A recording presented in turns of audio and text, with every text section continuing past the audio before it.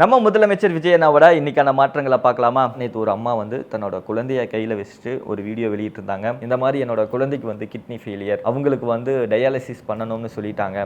Dialysis பண்ணணும்னா 10 லட்ச ரூபா வரைக்கும் செலவாகும். எங்களோட குடும்பத்தில் அவ்வளோ காசு இல்லை, நாங்கள் வந்து ரொம்ப கஷ்டப்படுற ஒரு ஃபேமிலி, மிடில் கிளாஸ் ஃபேமிலி தான், ரொம்ப ஃபினான்ஷியல் கஷ்டத்தில் இருக்கோம். சிஎம் விஜய் அண்ணாக்கு அந்த வீடியோ மூலமாக ஒரு வேண்டுகோள் வச்சுருந்தாங்க. என் குழந்தையோட உயிரை காப்பாற்றுறதுக்கு ஏதாவது நிதியுதவி கிடைச்சா ரொம்ப நல்லா இருக்கும் அப்படின்னு சொல்லிட்டு அந்த அம்மா வந்து விருதுநகரை சேர்ந்தவங்க அந்த வீடியோவை வந்து சோசியல் மீடியாவில் போடுறாங்க. விருதுநகரோட டிவிகே எம்எல்ஏ செல்வம் அந்த வீடியோவை பார்த்துட்டு அவரால் முடிஞ்ச நிதியுதவியை அந்த குழந்தைக்கு பண்ணியிருக்காரு. அடுத்ததா சிவகங்கை மாவட்டத்தில் இருக்கிற காரைக்குடியில் ஒரு குழந்தைக்கு பிறப்புறுப்பில் ஒரு பிரச்சனை இருக்கு, உடனடியாக அதுக்கு அறுவை சிகிச்சை பண்ணணும் அப்படின்னு சொல்லி சஜஸ்ட் பண்ணியிருக்காங்க. அவங்க பல லட்சம் காசு செலவு பண்ணி பிறப்புறுப்பில் அறுவை சிகிச்சை பண்ணியிருக்காங்க. ஆனால் அந்த சிகிச்சை வந்து ரொம்ப தவறான முறையில் பண்ணிட்டாங்க. தவறான முறையில் பண்ணதுனால அந்த குழந்தையோட நிலைமை வந்து ரொம்ப மோசமாயிடுச்சு. தன்னோட குழந்தைக்கு இப்படி ஆயிடுச்சு அப்படிங்கிறத ஒரு வீடியோ எடுத்து சோசியல் மீடியாவில் போடுறாங்க. உடனடியாக காரைக்குடியோட எம்எல்ஏ மினிஸ்டர் பிரபு அவர்கள் வந்து அந்த வீடியோவை பார்த்துட்டு நம்ம சிஎம் விஜய் அண்ணாவே பர்சனலாக சொல்லியிருக்காராம், அந்த குழந்தைக்கு எவ்வளோ செலவாகுதோ அந்த செலவு எல்லாத்தையுமே நம்மளே ஏற்றுக்கலாம் அப்படின்னு.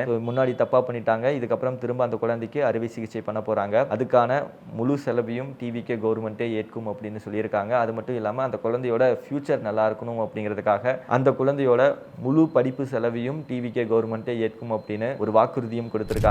நான் முன்னாடியே சொல்லியிருந்தேன், நம்ம சிஎம் விஜய் அண்ணா வந்து கர்நாடகா போறாரு. காவேரியில இப்போ வரைக்கும் தண்ணீர் திறக்கல, அதை பத்தி பேச போறாரு. மேகதாதுல அணை கட்டக்கூடாது அப்படின்னு சொல்லி சில விஷயங்களை முன் வச்சு கர்நாடகாவோட சிஎம்ஏ நேரில் பார்த்து பேச போறாரு. இதுக்கு ஸ்டாலின் சார் என்ன சொல்லியிருக்காரு தெரியுமா? என்னதான் நம்ம சிஎம் விஜய் அண்ணா வந்து கர்நாடகா போனாலுமே விஜய் அண்ணானால ஒண்ணுமே பண்ண முடியாதான் அப்படின்னு சொல்லி ஒரு அறிக்கை ஒன்று வெளியிட்டிருக்காரு. அதுக்கு டிவிகே சார்பாக என்ன ரிப்ளை கொடுத்தாங்க அப்படின்னா, இதை வந்து ஒரு அரசியல் ஆக்காதீங்க, இது நம்ம தமிழ்நாட்டு மக்களோட பிரச்சனை, தமிழ்நாடு மக்களோட நலனுக்காக அவர் போறாரு, இதுல வந்து உங்களோட அரசியலை காட்டாதீங்க, இந்த பிரச்சனையில டிவிகே கவர்மெண்ட் வந்து விரைந்து செயல்பட்டு ஒரு சூப்பரான முடிவை எடுக்கும் அப்படின்னு சொல்லி ஆதவர்ஜனா சார் சொல்லியிருக்காரு.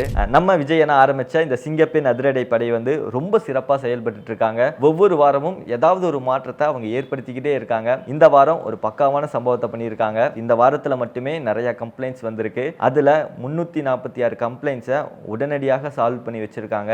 அது மட்டும் இல்லாம காணாம போன 16 குழந்தைகள் 6 பெண்களையும் பத்திரமாக மீட்டு அவங்களோட குடும்பத்துக்கிட்ட ஒப்படைச்சிருக்காங்க. அதை தொடர்ந்து 22 சைல்டு மேரேஜ் நடக்கிறதா இருந்துச்சு, அந்த சைல்டு மேரேஜை தடுத்து நிறுத்தி இருக்காங்க. இதனால நாளுக்கு நாள் இந்த பெண்கள் பாதுகாப்புல நிறைய மாற்றங்களை நம்ம பார்த்துக்கிட்டே இருக்கோம். கூடிய சீக்கிரம் இந்த சிங்கப்பெண் அதிரடி படையை இன்னும் நிறைய ஆட்களை எடுத்து விரிவுபடுத்துறதா சொல்லியிருந்தாங்க. அதுவும் பக்காவா கூடிய சீக்கிரம் பண்ணாங்கன்னா ஒரு பெரிய மாற்றத்தை நம்ம எதிர்பார்க்கலாம். அடுத்ததா இந்த டாஸ்மாக் துறையில அதிரடியான சில மாற்றங்களை கொண்டு வந்திருக்காங்க. ஆனா என்னதான் இருந்தாலுமே இந்த டாஸ்மாக் துறையை மட்டும் சரி செய்ய ரொம்ப கஷ்டப்படுறாங்கன்னு நினைக்கிறேன். பாட்டிலுக்கு 10 ரூபாய் எக்ஸ்ட்ரா வாங்காதீங்க அப்படின்னு சொன்னாலுமே இன்னும் நிறைய இடங்களை வாங்கிட்டு தான் இருக்காங்க. இதுக்கு குரல் கொடுங்க அப்படின்னு சொல்லி என்கிட்ட வேற நிறைய பேர் இன்ஸ்டால வந்து டிஎம் எல்லாம் பண்றீங்க. என்ன கேட்டீங்கன்னா நான் அதுக்காக குரல் கொடுக்க மாட்டேன். கம்ப்ளீட்டா இந்த டாஸ்மார்க்கை இழுத்து மூடணும் அப்படிங்கிறது தான் குரல் கொடுப்பேன். ஸோ இதுக்கப்புறம் டாஸ்மார்க்ல இந்த எம்ஆர்பி ரேட்டுக்கு அதிகமாக வசூலிச்சாங்க அப்படின்னா அந்த கடைக்கு 10,000 ரூபாய் அபராதம் போடப்படும்னு சொல்லியிருக்காங்க. ஆனால் அது மட்டும் இல்லாமல் அங்கே வேலை பார்க்குற பணியாளரை உடனடியாக சஸ்பெண்ட் பண்ண போறாங்க. நான் என்ன சொல்றேன்னா, 10 ரூபாய் எக்ஸ்ட்ரா வாங்குறாங்களா, அப்போ டாஸ்மாக் பக்கமே போகாதீங்க, வீட்டிலேயே இருங்க, அது நல்லது தானே. உங்களுக்கு அந்த 10 ரூபா மட்டும் இல்லை, அதை தாண்டி இன்னும் நிறைய காசு வந்து சேவ் ஆகும். ஆனால் இந்த கரூர்ல மட்டும்தான் நிறைய பிரச்சனை வந்துகிட்டே இருக்குன்னு நினைக்கிறேன். செந்தில் பாலாஜி ஐயா அவர்கள் அவ்வளோ சூப்பராக அந்த சிட்டியை டெவலப் பண்ணி பத்திரமா பார்த்துக்கிட்டாருன்னு நினைக்கிறேன். ஸோ போன வாரமே இந்த இன்கம் டாக்ஸ் ஆஃபீஸ்ல இருந்து வருவாய்த்துறையில் போய் சோதனை எல்லாம் பண்ணாங்க. அப்பவே ஜிபே மூலமா 62,000 ரூபாய் லஞ்சம் வாங்கியிருக்காங்க அப்படிங்கிறத கண்டுபிடிச்சு அந்த 62,000 வந்து மீட்டாங்க. இப்போ திரும்ப போயிருக்காங்க. திரும்ப போனதுல அவங்களுக்கு இன்னும் ஷாக்கு, இன்னும் நீங்க திருந்தலையாடா அப்படின்ற மாதிரி தான் பார்த்துருக்காங்க. இப்போ திரும்ப போய் செக் பண்ணி பார்த்ததுல திரும்ப லஞ்சம் வாங்கியிருக்காங்க. 57,000 ரூபாய் வந்து மாட்டியிருக்கு அவங்க கிட்ட.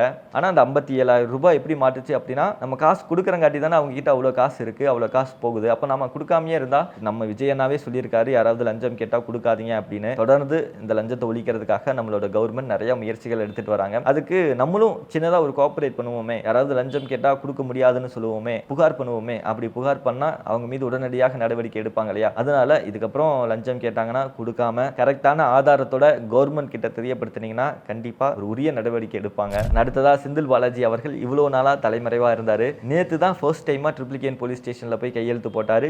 இன்னைக்கும் 2வது முறையா ட்ரிப்ளிகேன் போலீஸ் ஸ்டேஷன்ல போய் கையெழுத்து போட்டிருக்காரு. அவர் உள்ள போனா சும்மா விட்டுருவாங்களா? திரும்ப இன்னைக்கு விசாரணை அப்படின்னு சொல்லி உட்கார வச்சுட்டாங்க. உட்கார வச்சு நோண்டி கேள்வி கேட்டிருக்காங்க. கிட்டத்தட்ட 50க்கும் மேற்பட்ட கேள்விகளை அவர்கிட்ட கேட்டிருக்காங்க. ஆனா போலீஸ் வந்து ரொம்ப தப்பு பண்றாங்கப்பா. அவர் வரும்போதே ஒரு கண்டிஷன் போட்டு தான் வந்தாரு, விசாரணை செய்யக்கூடாது, வேற எந்த எந்த கேஸ்லையும் அரெஸ்ட் பண்ணக்கூடாதுன்னு. ஆனால் இப்படியாவது அரெஸ்ட் பண்ணியே ஆகணும் அப்படின்னு சொல்லி ஒவ்வொரு நாளும் ரொம்ப தீவிரமாக விசாரணை பண்ணிகிட்டே இருக்காங்க. கண்டிப்பாக அந்த நாள் கூடிய சீக்கிரம் வரும்னு நினைக்கிறேன். அடுத்ததாக ஹொசூர் டு கிருஷ்ணகிரியில் இருக்கிற ஹைவேல கமர்ஷியல் டாக்ஸ் ஆஃபீஸ் இருக்கு. அங்கே இருக்கிற ஜிஎஸ்டி ஆஃபீஸர் வந்து லஞ்சம் வாங்கினது தெரிய வந்து அந்த ஆஃபீஸரை இப்போ அரெஸ்ட் பண்ணியிருக்காங்க. ஆனால் இந்த லஞ்சம் வாங்கினா உடனுக்குடன் வந்து சஸ்பெண்ட் பண்ணுறாங்க, கைது பண்ணுறாங்க. இது இவ்வளோ விஷயம் தெரிஞ்சும் இன்னும் நிறைய இடங்கள் எப்படி தைரியமாக லஞ்சம் வாங்குறாங்கன்னு தெரியல. ஆனால் இந்த மாதிரி லஞ்சம் வாங்குறத உடனே ஸ்டாப் பண்ணுறது ரொம்ப கஷ்டம் தான். ஆனால் இந்த மாதிரி இமீடியட் ஆக்ஷன் எடுத்துக்கிட்டே இருந்தாங்கன்னா கண்டிப்பாக இன்னொரு 1 வருஷம் இல்லை 2 வருஷத்தில் இந்த லஞ்சம் அப்படிங்கிறதே நம்ம தமிழ்நாட்டில் இல்லாமல் போயிடும்னு நினைக்கிறேன். நீங்கள் என்ன நினைக்கிறீங்க அப்படிங்கிறத கமெண்ட் செக்ஷனில் சொல்லுங்கள். அடுத்ததாக கோயம்புத்தூரில் கோணியம்மன் அப்படின்னு சொல்லி ஒரு கோவில் இருக்குது. அது ரொம்ப ஃபேமஸான கோவில். அந்த கோவிலில் இருக்கிற உண்டியலோட காசை அந்த கோவில்லையே இருக்கிற ஊழியர்களும் அதிகாரிகளும் சேர்ந்து திருடி இருக்காங்க.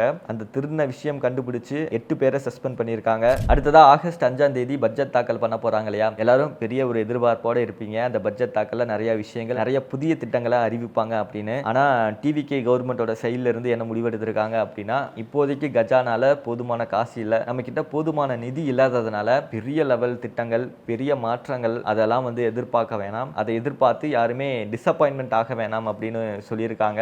இந்த பட்ஜெட் தாக்கல் வந்து ரொம்ப வெளிப்படையா இருக்கும். நம்மளோட கஜானால இவ்வளோ காசு தான் இருக்கு, இந்த காசுக்கு இந்த மாதிரி விஷயங்கள் தான் பண்ண முடியும் அப்படின்னு சொல்லி ரொம்ப வெளிப்படையான ஒரு அறிவிப்பை மக்களிடம் சொல்ல போறாங்க.